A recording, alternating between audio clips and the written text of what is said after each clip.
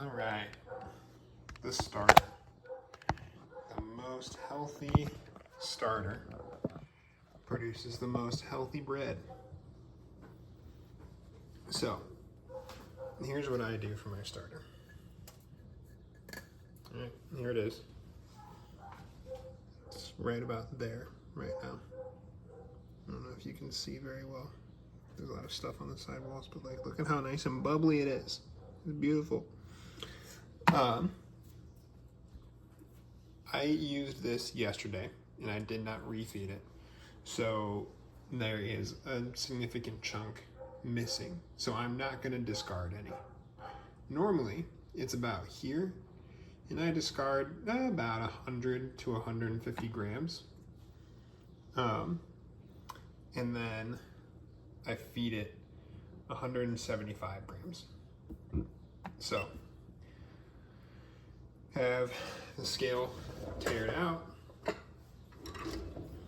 Use just like a little Pyrex dish for the water, and then a 1/4 cup measuring cup for the flour. And I take a pretty big heaping cup of flour, put it in, 64 grams. Another scoop up to 100 grams of flour. And then, we'll even that out a little bit. Here's the trick. A lot of recipes will say, you gotta feed 1-to-1, 100 grams of flour to 100 grams of water. They're lying to you. They're lying, I say. 100 grams of flour, 75 grams, so 80 grams works, 75 grams of water. Put it in the microwave, heat it up for 20 seconds. Heating it up is gonna make that yeast in there all fat and happy. The natural yeast, not the instant yeast or anything. Just regular old yeast that's already in the flour, it's already in the air, the bacteria around, whatever comes off of your fresh, clean hands. Dump the warm water in there. Alright. And stick your hand up in there. Oof, that is warm. Yeah, nice. Mix it around in there. Now, because there's so much less water than there is flour in here, this is gonna feel really tough. Make sure that all the flour gets nice and moisturized. And it's gonna feel like, oh my gosh, there's so much flour. You know, it's gonna feel like you can't get it all wet. You can get it all moist, and it'll be a really, really thick paste.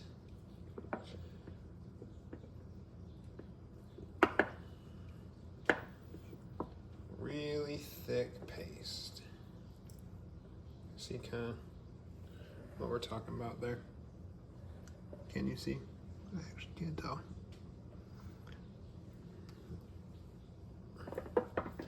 I'll make sure. I'll show you a bit of an overhead shot in a second here. You know, spin around, scrape down the sides. As much of that goodness in there. You want as much bacteria cooking as possible. See, it's like nice and sticky. Big globs. Big paste. Alright, it's all kind of in there. See that? When I smell it, it smells anywhere varying from like pineapple. Mine smells kind of pineapple-y. To to like if I let it go 2 or 3 days without feeding it, it smells a little bit like paint thinner. But regardless, it should smell a little funky. So I've just finished baking the bread that you're gonna see in the rest of this video. But if I was gonna start some more bread today, it's 10 o'clock now.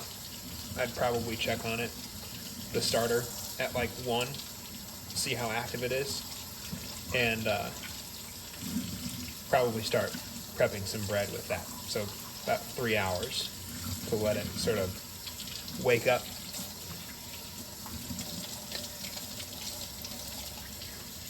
And that's it. On to the rest of the bread making process. This is my bread setup. First pro tip, oven light. Those things give off heat and it keeps your oven probably at about a nice solid 80 degrees. So I typically, when I start prepping my bread for the day, I'll feed my starter. There's my starter. Look at how beautiful and bubbly it is. I'll feed my starter, and then I'll stick it in the oven for like, I don't know, I think I fed it at like 7 this morning, so like 5 hours. Let it kind of like, it started like, for reference, this morning, it started like down here is when I fed it. And then it like almost tripled in size. Yeah. So feed it, put it in the oven, and then it's like 12 something here. I normally start anywhere between 10 and 12. It's mostly about like how much the starter has doubled, you know? And maybe yours like doubles, maybe it triples, maybe it doesn't get that far, as long as it's like at its peak activity. That's about when to start. So my recipe calls for bread flour specifically. All purpose works, but bread flour has a higher protein content and is better to get like that nice open airy crumb inside the bread, and it rises better. And then the wheat flour, is there for flavor. It helps with the flavor a little bit better. And then I'm gonna take this little guy, I'm gonna put 500 grams of water in it with my big ass freaking Brita filter.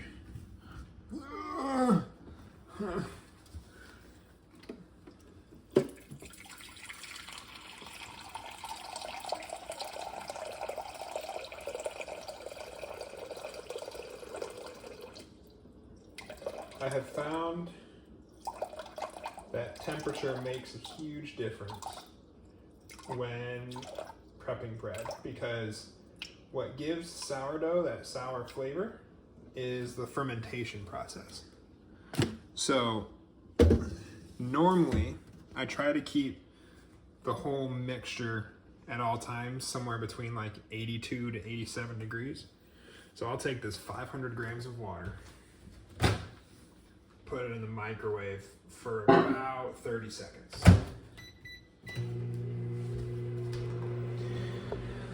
So that keeps it nice and warm. And then every time when I mix it, it has to rest for 40 minutes. I throw it in the oven with the light on.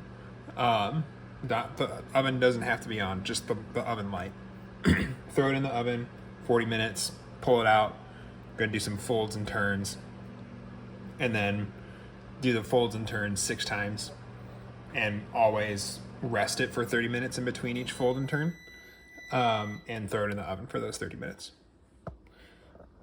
So what I'll do now is I'll take the water out, put it back on the scale, tear it, and now this is the fun part, because your sourdough starter, I'm going to put in 135 grams of it. Get out of there. but it should look nice and bubbly and airy like that. And it should float on top of the water. Just like so.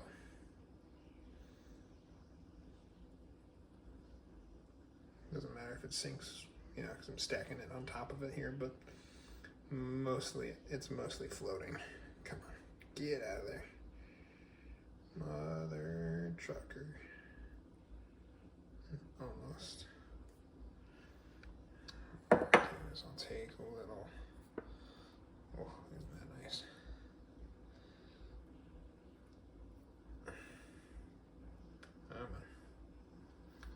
I'm 134.9. Close enough.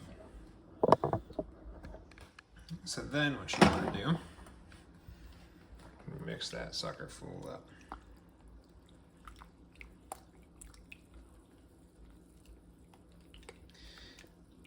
I don't know if it makes much of a difference using your hands versus using like a fork or a spoon or a whisk or something, but I don't know.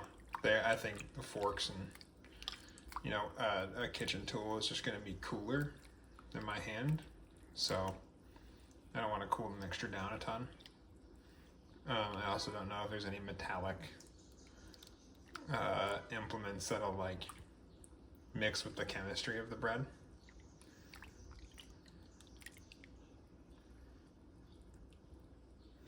So I just use my hand and keep things as organic as possible. Also, the fermentation process happens with like natural bacterias from the air, and you know, I wash my hands before I start doing this, but you know, there's just bacteria everywhere, and the more bacteria there are in the bread, the more it's gonna rise, the more it's gonna ferment. Cool. Now, you can rinse your hand off if you want. I don't want to miss any of the little good bits, so I try and do this next process one-handed to varying degrees of success. We'll find out how I do right now. We're gonna put in 500, see, what do I normally do? I do 540 grams of flour, of regular bread flour. And I'm gonna take the whole wheat. We're gonna pour it in up to 710. So, now I've got this big mound of flour on this little bowl of liquid. I wanna be super careful so that I don't mix it or explode flour all over my counter. So I'm basically kind of going in on all sides and trying to pull the bottom up through the top, the bottom of the mound of flour up through the top. Grabbing as much liquid from the bottom as possible. And so just kind of mix like this until it all comes together.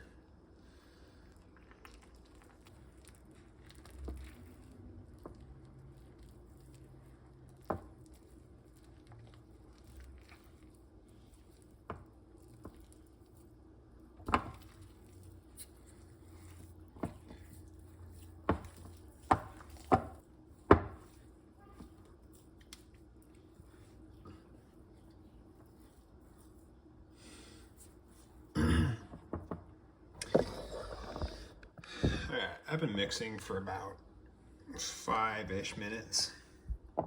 It looks a little dry, just a tad. So I'm gonna add just a tiny bit of water, like literally a splash. Literally holding on to the bowl by the dough. So hopefully you got a decent idea about how much water there is. So it's like just a little splishy splash.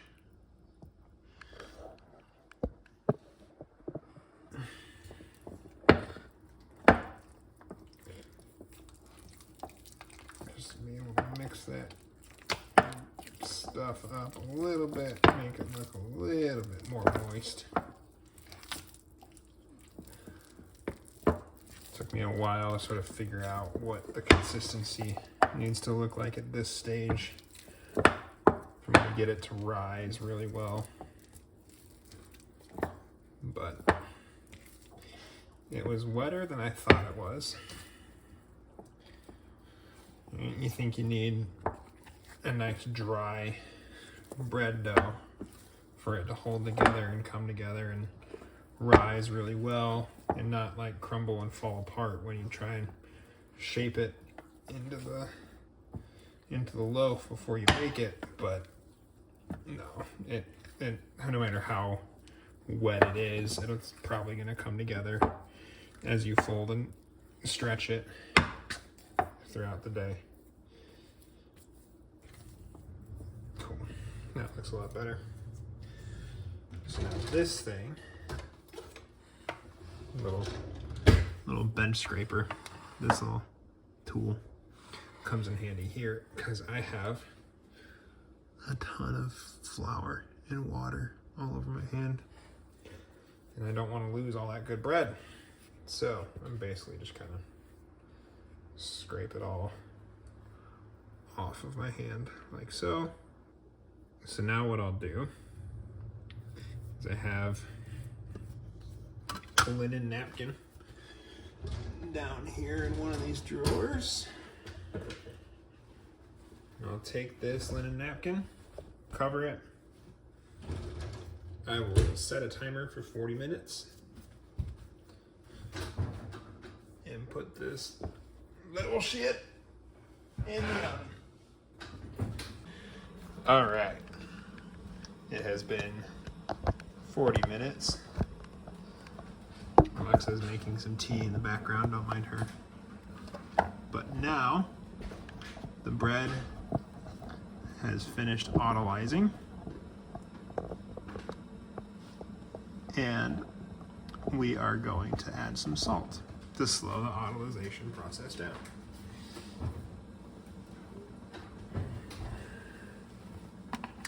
Here's my bread. Look at that. Poke, poke, poke. Actually don't need this on the scale right now. What I do want on the scale is a little dish. Can you see it? There it is. Got some Kirkland table salt, or fine sea salt. Gonna do a total of 14. So we'll do 5, and then 5, and then 4. Cool.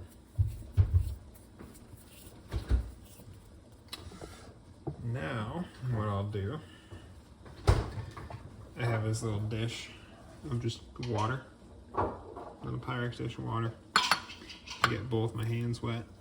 Take my ring off. Both my hands wet. And, or just one of my hands wet, rather. Can't talk. Mix that salt up in there. Getting the hands wet helps the salt dissolve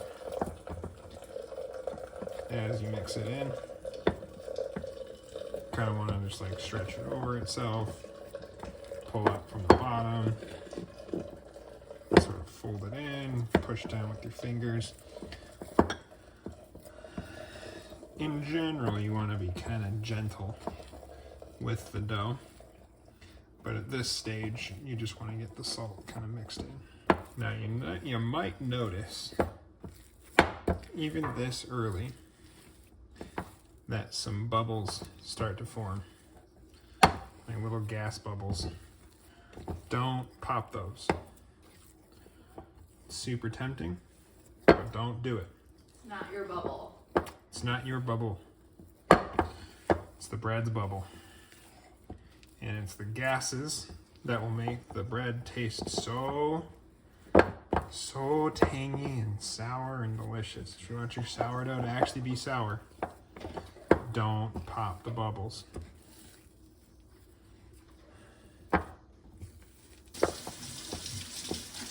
See there's one of the gas bubbles. That's a nice gas bubble.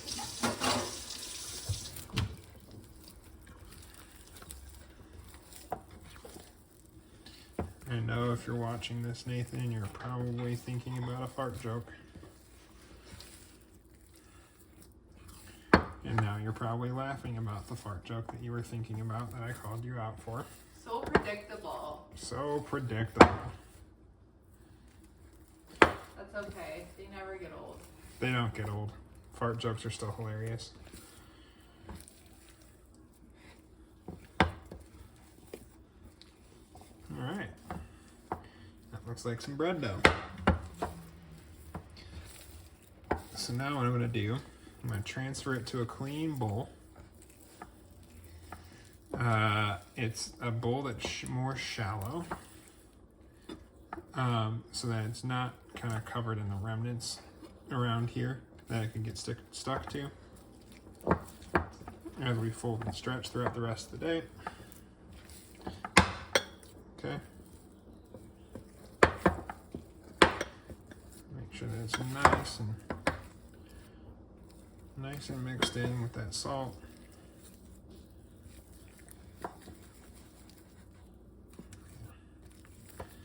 It's coming together nice. Nice. Okay, cool. Grab a bowl.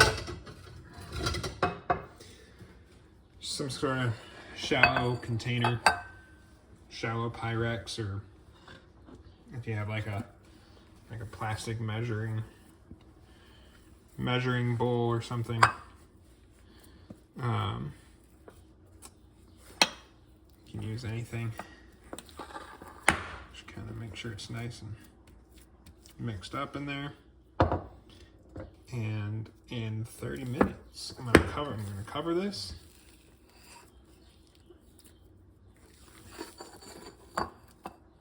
With the napkin again. Hell yeah. Cover this with a napkin again. See you in 30 minutes. All right, it has been 30 minutes since I mixed the salt in my bread. Notice I still have my little dish of water here. And I'm gonna pull this little bread loaf out the oven. Look at that. Look at that little bread loaf. He's so cute. You can poke holes in him. Ah, stop it. It hurts. Let's see, right? Okay, cool. So what I'm gonna do. This is the fold and stretch / bulk fermentation period. So this is where we want to help incorporate all the gases into the bread and make sure that it has lots of time to just sort of like ferment. Those gases sort of grow and build. So by the end of this, hopefully when we pull the bread out, I don't know, after the last little coil fold that we're gonna do here, the sixth time, when we pull this out, it'll go in the oven with the light on, looking like this, and it'll come out like big poof.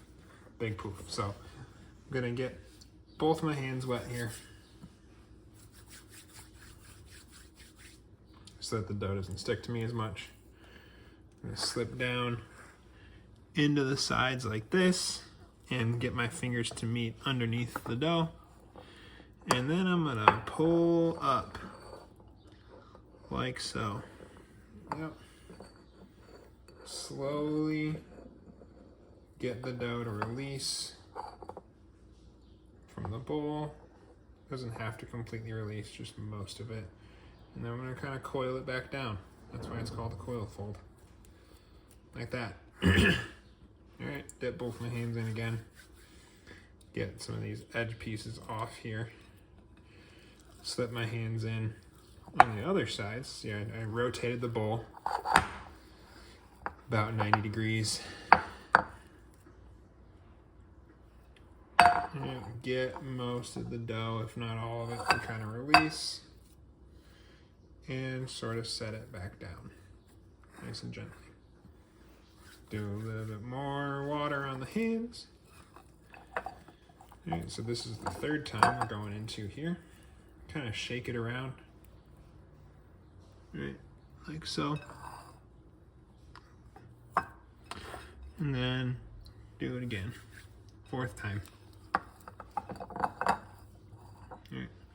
If you notice, I'm literally using my middle fingers to kind of meet underneath the dough as I sort of shake it and let it stretch out a little bit here.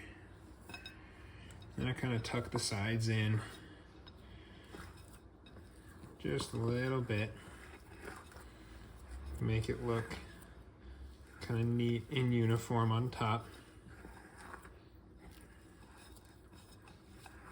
That looks so pretty. And look, even there, you see that? There's a little gas bubble.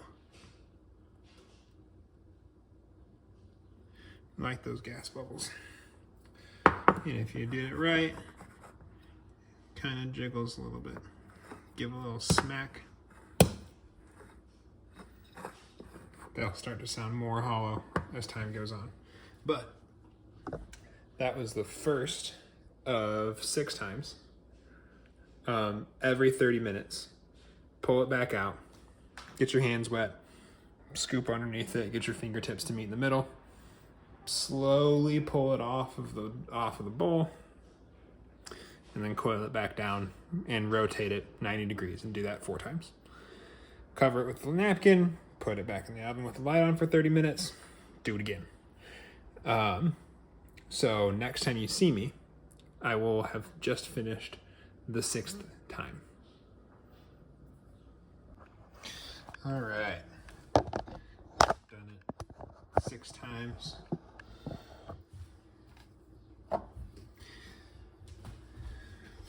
Coil, fold, and stretch with rest for about 30 minutes. Notice how beautiful and poofy that dough is. Oh, yeah. Let's see if I can get a good shot of a little bit of jiggle.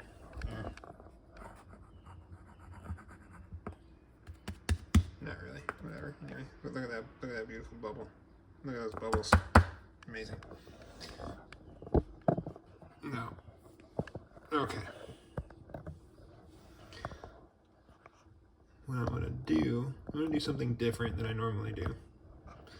But I'm gonna do it with half of this dough. And a little bit more than half of this dough. What I'm gonna do, maybe I need to back you up a little bit more. Dump all this dough out onto the counter. This is normal. Just dump it all out. Should come out nice and clean like that. And it's pretty wet, you know, it's pretty like sticky, which is cool. That's fine, we like that. I'm gonna weigh out about 1,000 grams of it, AKA a kilogram. That's fine. And what I'm gonna do is I'm going to shape this dough. I'm gonna use this little scrape, the bench scraper, quote unquote, what it's called, to kind of like set it flat on the side and tuck the edge under. And sort of do that in circles. Spin it around, kind of shape it into a ball.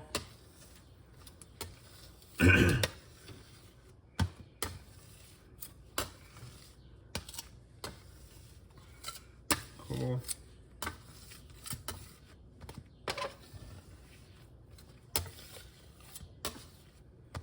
Want it to form like a nice tight skin on top.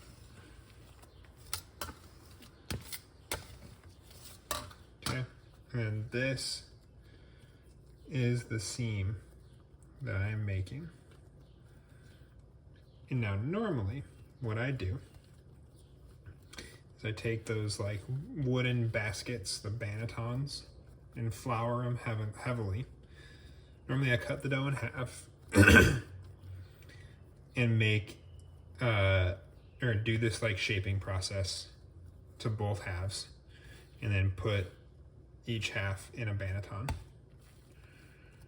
and cover it with cloth, and then let it rest or let it proof overnight. But I'm making this a little bit differently tonight.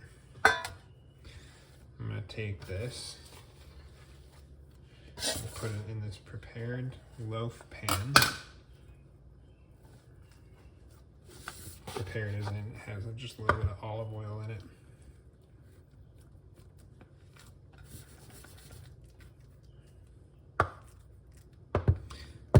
Let that proof overnight. But here's what I normally do. Get my flour back out.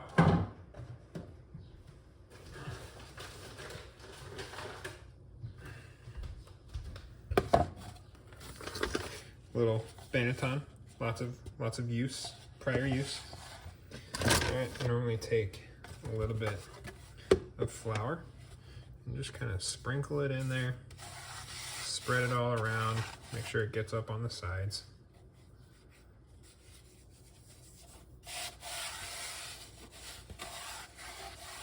Right. And then I take the dough. I'll use this little mini remnant here and do that like shaping process that I just showed you. This one's so tiny, it's so adorable. I've never made this way, so it's interesting to have such a tiny amount hanging out.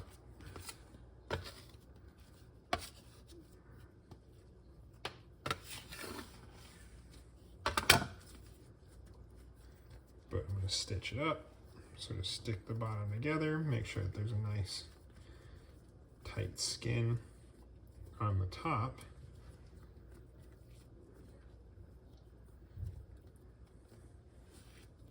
Beautiful.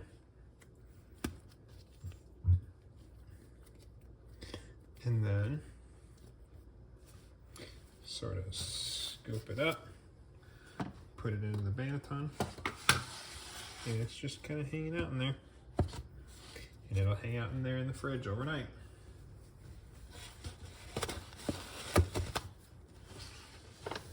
Right along with this guy, the bigger boy. So that is the whole like mixing and prepping process. Yep. And then tomorrow morning, wake up bright and early and bake these motherfuckers. All right, it is the next morning. This little dude, he's so tiny. He's so cute. Normally, the loaves are like twice the size of this, but because I baked the bread a different way,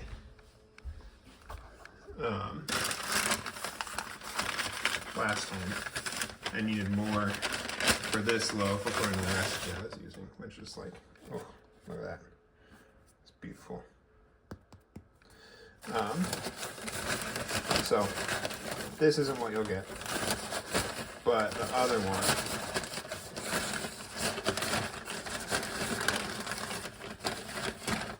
will be delicious as well. Make sure that that's closed. Otherwise, Alexa will eat it all. So what I'm going to do with this, I have the oven is preheating with the cast iron in there.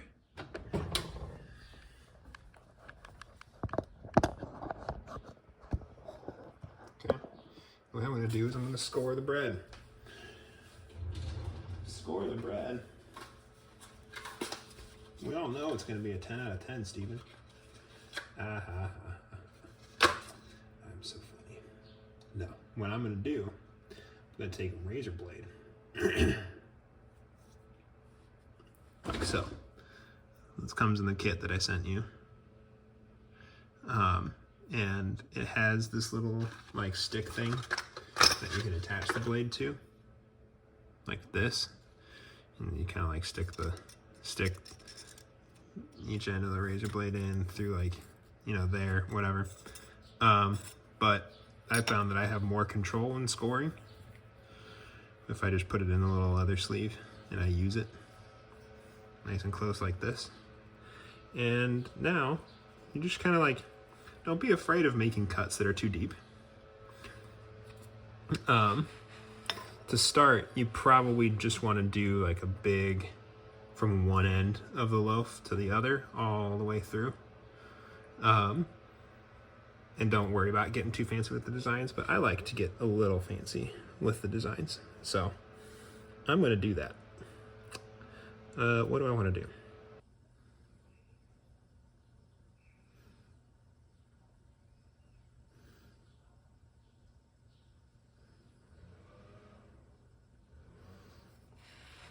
I'm going to take one big sweeping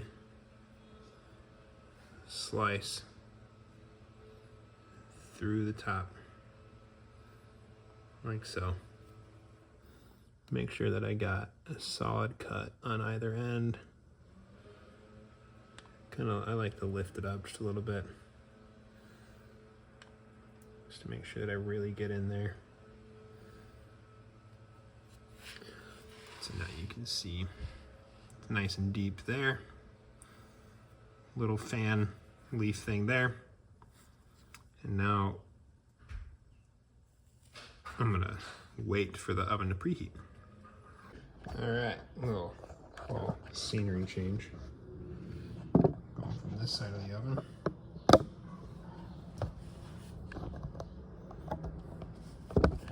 For no reason in particular, but oven has preheated.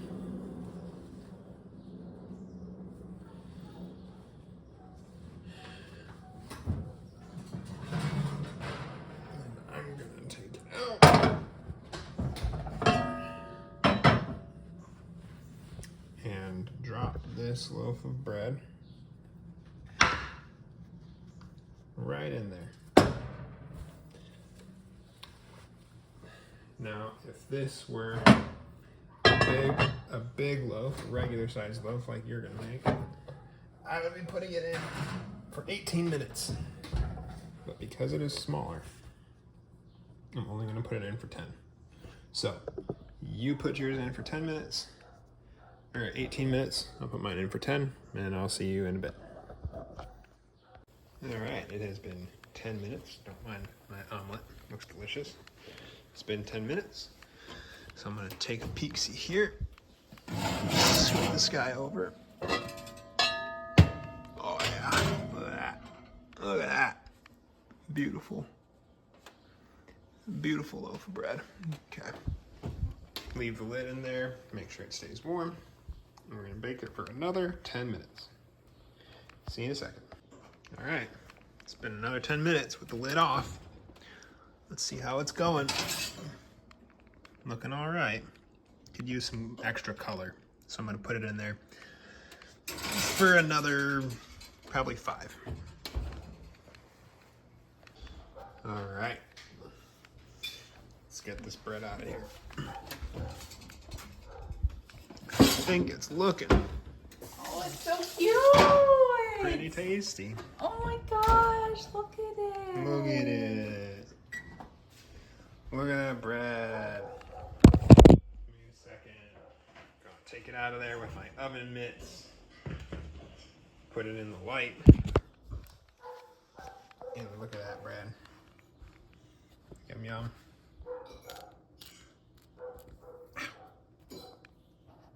That's it. All done.